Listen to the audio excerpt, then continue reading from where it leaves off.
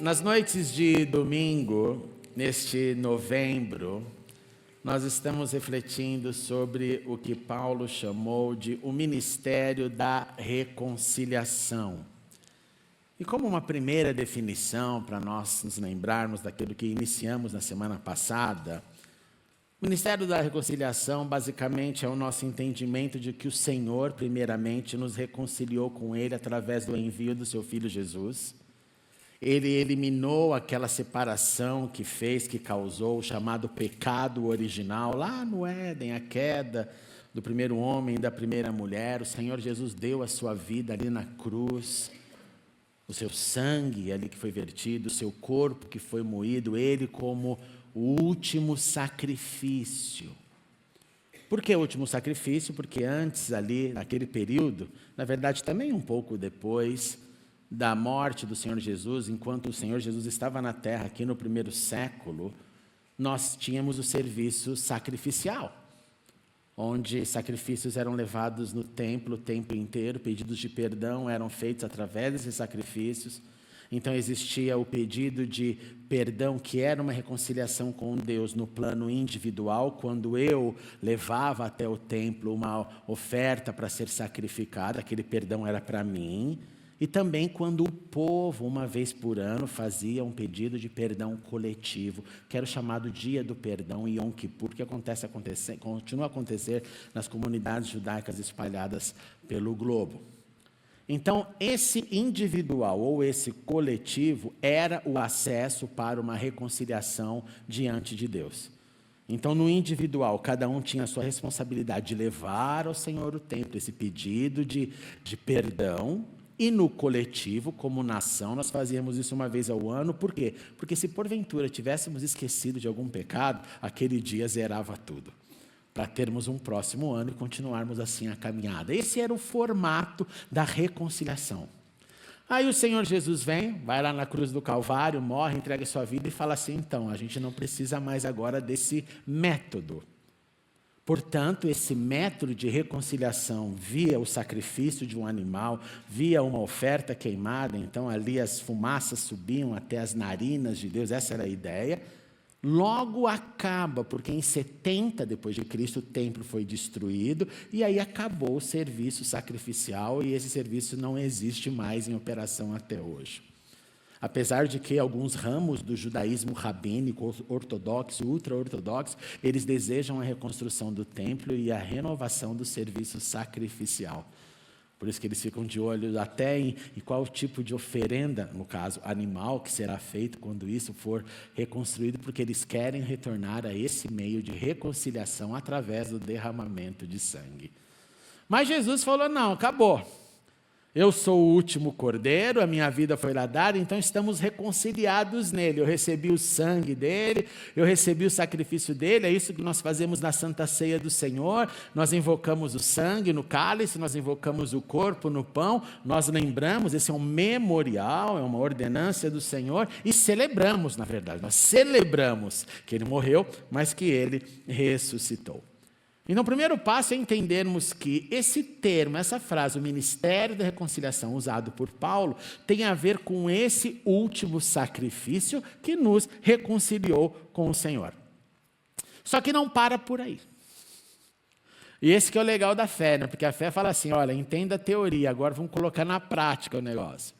E na prática é o seguinte: primeiro é a minha gratidão a Deus que me reconciliou, a sua gratidão que foi reconciliado. Mas aí ele joga o microfone na nossa mão, fala assim: então, agora você dá continuidade nisso. Não você perdoando o mundo, porque você não perdoa ninguém, quem perdoa é o Senhor. Mas você como um agente reconciliador. E aí você tem que se perguntar: ok, tudo bem, isso é importante? Por quê? Isso tem que entrar dentro da sua mente, você tem que se apropriar disso. Porque relacionamentos é o que regem a nossa vida. todos nós, cada um aqui faz parte de um nicho, faz parte de um clube, faz parte de um grupo, que vai muito além do grupo do WhatsApp, tem a ver com o grupo do trabalho, com o grupo das nossas relações, com aqueles que moram na sua casa, com aqueles que convivem com você no campo de trabalho, na escola, na vida, com todos os grupos relacionais. Esses grupos, às vezes, eles são mais bem perto, eles andam juntos, eles caminham com uma relação em casa, mas às vezes ele é um grupo que não é um grupo que eu pertenço porque eu quero pertencer, mas quando você está num trânsito travado, você pertence ali a um grupo de gente que está no mesmo lugar, dividindo a mesma rua, todo mundo querendo sumir dali.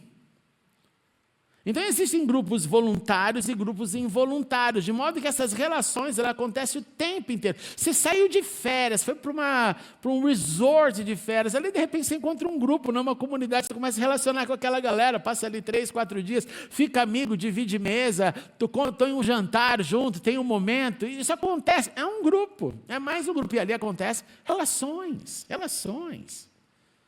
Então, o Ministério da Reconciliação é importante porque ele abrange da relação de casa, a relação externa, a relação voluntária e a relação involuntária. Ela acontece o tempo inteiro. E só para explicar um pouquinho a importância também daquela que é involuntária, porque daquela que é voluntária, por exemplo, a sua casa, ela está lá, você faz parte dela, é fácil de entender, porque é o seu meio de relacionamento.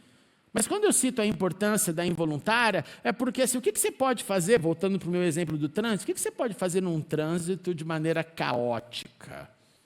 Você pode brigar, tem gente que se mata no trânsito, tem gente que xinga no trânsito, tem gente que fecha o outro no trânsito, tem gente que pega o carro e vai atrás do outro que fechou para mostrar que ele vai ficar na frente, tem gente que sai correndo no farol porque quer mostrar que o carro é mais potente, umas loucuras humanas, umas coisas malucas. Eu tive um pastor na minha vida, lá na Inglaterra, e foi o primeiro marco que eu tive assim, dessa questão do trânsito, porque ele sempre me oferecia carona quando eu tinha reunião, e eu sempre aceitava, eu não tinha carro, e eu, por favor, obrigado. E ele entrava no carro, eu dizia que ele saía do céu ao inferno assim, em 10 segundos. Porque ele entrava no carro e começava, olha ele feliz ali fechando, olha lá, não deu certo. Meu, olha o seu carro, cara, vai embora. Não deu seta, brecou, ele ficava controlando todo mundo. Um dia eu falei assim, pastor, você parece um capeta no trânsito, meu Deus, eu não vou tomar mais carona com o senhor, porque eu fico triste, fico arrasado, e daqui a pouco eu não quero nem mais te ouvir, porque o que você faz no trânsito não tem a ver com o que você é. Ele ficou chocado quando eu falei isso, foi muito engraçado. Mas porque naquele grupo involuntário, ele não estava entendendo que naquela relação ele poderia produzir algo. Ele poderia produzir algo diferente, primeiro na sua paz interior, segundo para o meio ali daquele grupo dos carros andando nas ruas estreitas de Londres. Então eu sou agente dessa reconciliação em toda e qualquer circunstância, no meu grupo onde eu gasto mais tempo, com as pessoas que eu gasto mais tempo, com as pessoas que eu gasto menos tempo, com as pessoas que eu divido trabalho, escola, vida e com os grupos involuntários que acontecem ao meu redor. Segundo ponto é, ok, essa é a teoria básica, então, mas quem é que deve ministrar a reconciliação? Os ministros do Senhor, os pastores, os missionários? Não. A reconciliação é um chamado para todos. Nós recebemos o ministério da reconciliação. Nós fomos primeiro reconciliados para depois reconciliarmos. Então, biblicamente, não é um opcional. E se você quiser as raízes desse tema que Paulo, que desenvolveu o Ministério da Reconciliação, as raízes estão no segundo grande mandamento, que é amar o teu próximo como você ama a ti mesmo, a si mesmo. Essa é a raiz do que Paulo expande. A raiz existe um mandamento que é primeiro eu amo a Deus com toda a minha força, com toda a minha alma, com todo o meu entendimento, e eu amo o meu próximo. Eu manifesto então um amor vertical e um amor horizontal. Aí Paulo vai e expande, olha então, nessa condição de amor, Deus enviou o seu Filho, vem na vertical, ele vive na horizontal, alcança todo mundo e fala assim, então você foi alcançado, agora é você que faça o mesmo. O nosso caminho é, no vertical eu me encontro com o sagrado, no horizontal eu manifesto o que eu recebi dele. Eu me ajoelho e no vertical eu me conecto com o Senhor. É meio Avatar pegando ali o cabelo e conectando com o Senhor. E no horizontal eu me conecto com você.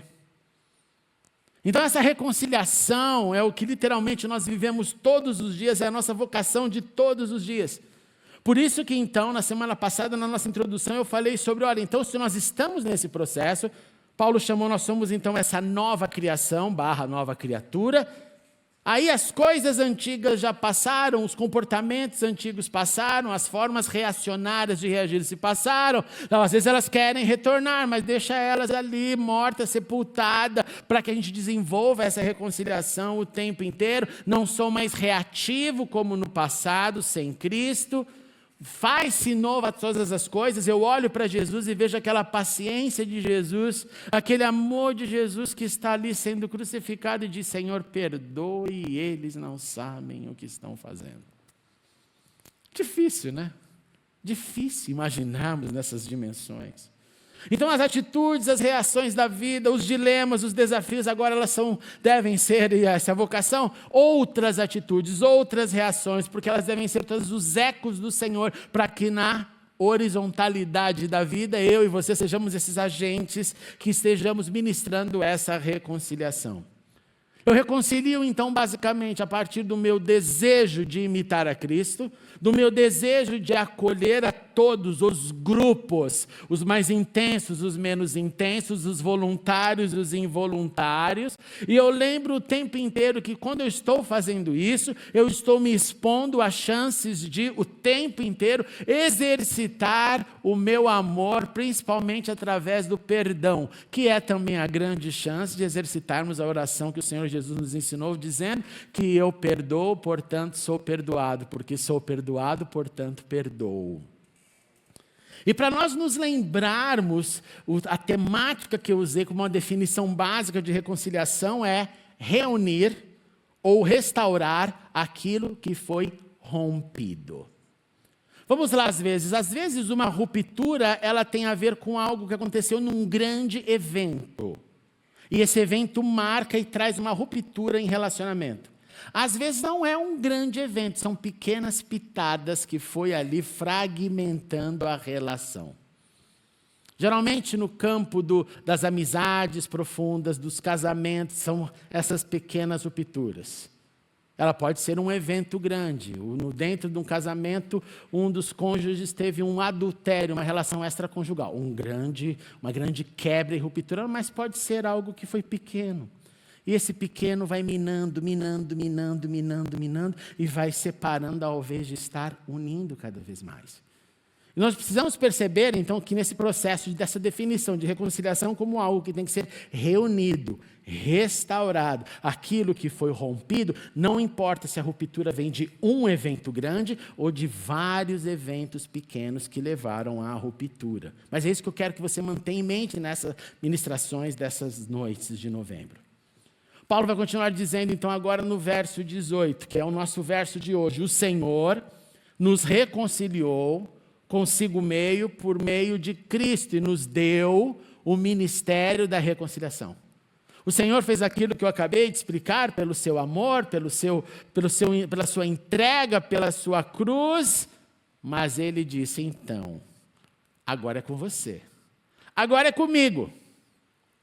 E aí, quando eu encarno que Ele me deu esse ministério de reconciliação, eu entendo que há, no mínimo, 3 níveis que eu preciso responder.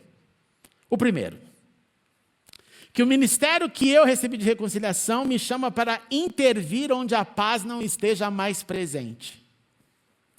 Se a paz não está presente, eu cheguei na circunstância, no grupo, voluntário, involuntário, maior ou menor, profunda relação ou relação mais superficial, não há paz, sou eu o emissário da paz. E aí fica interessante, né, gente? Porque o que não falta nesse mundo é falta de paz.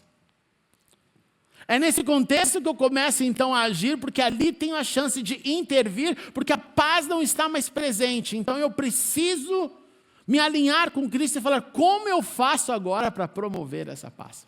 Qual a diplomacia necessária? Ou qual o profundo amor essencial, porque só nele mesmo eu vou conseguir restaurar essa paz. Qual é a humilhação do meu coração, do meu eu, diante de Deus e falar: Senhor, eu queria picar um por um, mas ok, eu estou aqui para te dizendo, me use como um instrumento de paz. E preste atenção, nos núcleos, por exemplo, de mais intensidade relacional, às vezes é muito mais complicado, porque quanto mais eu te conheço, mais eu te julgo.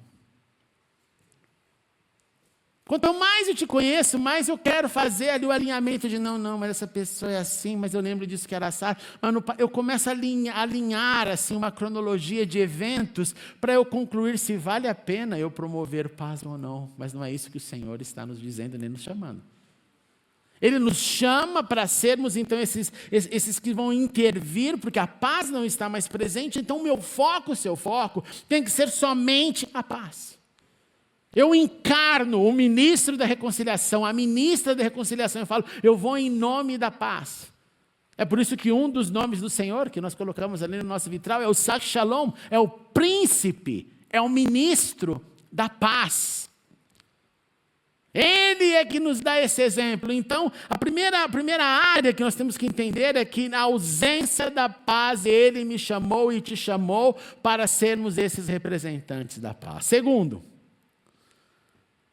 já que nós somos recipientes dessa reconciliação, porque ela primeiro atingiu a gente, agora como recipientes dessa reconciliação, eu preciso também ser um exemplo para o próximo. Não somente um interventor, mas aquele que vive naquele princípio de no que depender de mim, de você, tenhamos paz para com todos.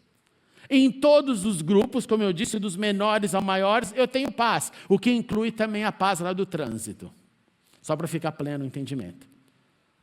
E, gente, viver sem isso é legal? Alguém gosta de viver em ambientes de inferno? Em ambientes de crise? Ambientes de frição o tempo inteiro? Ambientes de tensões que a gente começa a fugir um do outro porque não quer mais tocar naquele assunto. Isso não é vida. Viver na ausência dessa paz e viver dando murro em ponta de faca, literalmente, como falamos no popular, não dá, e essa angústia cresce, essa dor cresce e nada se resolve, você vai ficar acumulando, e isso é a antítese do ministério da reconciliação. Por isso que daí, quando eu começo a encarnar, que já que esse é o meu chamado, a minha vocação, eu intervenho como no item 1, aonde falta paz, mas eu vivo também como esse exemplo de que eu sou recipiente dessa reconciliação. E eu tenho que te pegar pela mão e você pela minha, e um lembrar o outro dizendo, lembra-se que essa é a nossa missão. E por que eu estou dizendo isso de lembra que essa é a nossa missão? Porque se você não tomar cuidado, você é contaminado com alguém que não quer trazer paz e ela te leva para o lado do partidarismo contra um ou contra outro. Os vitimizados levam todo mundo para ser vítima como ele e como ela. Os que atacam levam todo mundo para atacar como ele e para ela. Polariza. E quando o Senhor está dizendo, então, gente, não é nem vítima, nem atacante, é todo mundo ali calminho, tranquilo, foi reconciliado com Cristo, agora vocês promovem a reconciliação. Não pegue esse rótulo, porque você não tem esse direito. É aquela ideia de nós o tempo inteiro assumimos o que não fizemos em nome da paz, nós deixamos o amor cobrir todo, pois o amor é o vínculo da perfeição. Terceiro, reconhecendo cada conflito, não só como local onde eu vou ministrar a paz, mas como a grande chance para o meu crescimento espiritual e não uma prova que o diabo está colocando aqui diante de mim. É quando eu literalmente falo assim, ok, Senhor, eu estou entendendo o terreno, Então, ao invés de ver aquilo, agora vai ficar feio, e agora vai ser difícil. Não, Senhor, aqui entra o em tudo dai graças de Paulo. Obrigado, Senhor. Obrigado. Senhor, o Senhor está me dando uma chance. E, Senhor, vai doer. Mas vai ser bom. Toda vez que até hoje, quando eu penso em alguma coisa que vai doer, que vai ser bom, eu lembro da minha santa mãe. Eu era uma criança extremamente medrosa para tudo quanto teve todas as relações com médicos, com medicina, vacina, então injeção. eu pedia para Jesus voltar em cada dia de vacina, gente. Falava, volta, Jesus. Eu ia chorando, caminhando com a minha mãe, levando para o posto de saúde. Eu lembro como se fosse hoje. E eu falava, mãe, vai doer. Ela falava, vai. Psicologia da realidade. Vai doer. Vai doer, mas vai passar. E depois você vai ficar protegido. Eu queria que ela... Mas a mãe do meu amigo falou que não vai doer. A mãe do seu amigo é uma mentirosa. E a mamãe não é, então vai doer. E eu ia chorando. Falou, vai doer, vai doer, vai doer. E vai doer. E depois que dava, eu falava para ela, geralmente, não doeu. Não doeu. Eu estava preparado para a morte, a gangrena ali. Né? Os exageros de crianças, né, que acontecem. Às vezes, então, quando eu reconheço uma chance, não quer dizer que essa chance é com um sorriso no rosto, quer dizer que vai doer. Mas vai ficar melhor. O que é o contrário quando eu deixo, porque daí a dor aumenta, e é uma dor que come a partir das nossas entranhas, vai nos destruindo, vai nos sufocando, vai nos frustrando, e a reconciliação fica longe. Os dias passam, as semanas, os meses, os anos, e isso vai entrando, vai congelando os interiores, até que a gente não consegue mais ver Deus, aonde Deus disse, poxa, mas era ali para você reconciliar, não era para você colocar embaixo do tapete. Ministros da reconciliação, então, primeiro experimentam a alegria diante da reconciliação com o Senhor, mas também desenvolvem a alegria de trabalhar na reconciliação de relacionamentos, sejam eles quais forem. E é tão gostoso participar disso. É tão gostoso poder olhar de novo para uma pessoa e sorrir e falar, it's well, está tudo bem, né? Tá tudo bem. É tão bom do que o engessamento das emoções. E Deus respeita os cabeças duras. Deus respeita. Fala, tá bom, você quer ficar? E fica. Fica. Vai ficar com ruga no rosto, vai ficar com ruga no coração. Vai te fazer bem. Ministros da reconciliação são empoderados pelo amor do Senhor. Se tornam essas manifestações de amor aonde estão? Em todos os núcleos, como eu disse. Em todos os núcleos, como disse. E é interessante porque aqui eu acho que há uma prática muito interessante para nós, para todos que vivem com família, não importa o tamanho, se é casal com filho, se é casal com neto, não importa o tamanho. Você que vive na casa com alguém, essa pergunta tem que permear os nossos corações. Qual é a reconciliação operante lá em casa? Qual é a reconciliação operante lá em casa? A reconciliação que deixa a gente pacificado ou caras feias, ou separados, ou não vamos conversar? Eu acho isso uma das coisas mais trágicas que pode existir em qualquer relacionamento. Mais trágicas. Ministros da reconciliação, por estarem nessa experiência constante, a gente entende que nossa humanidade é frágil. A gente entende que todos nós temos limitações dos nossos egos, limitações grandes. Mas nós somos chamados para aprender através do poder do Espírito Santo que intervém aqueles que se rendem a Ele. E falou, Senhor, me ajude, está bem difícil esse negócio, mas eu me rendo ao Senhor. Seja o Senhor vitorioso. Seja o Senhor vitorioso. Não a minha justiça, mas o Senhor vitorioso em mim, porque eu me rendo, como nós cantamos hoje. Para concluir, deixa essa pergunta no seu coração. Quais os conflitos de relacionamento que você tem vivido? Quais os conflitos de relacionamento que talvez você esteja presenciando? Quais os conflitos que você tem sofrido? Quais os conflitos que você tem contemplado no próximo, independente do grupo?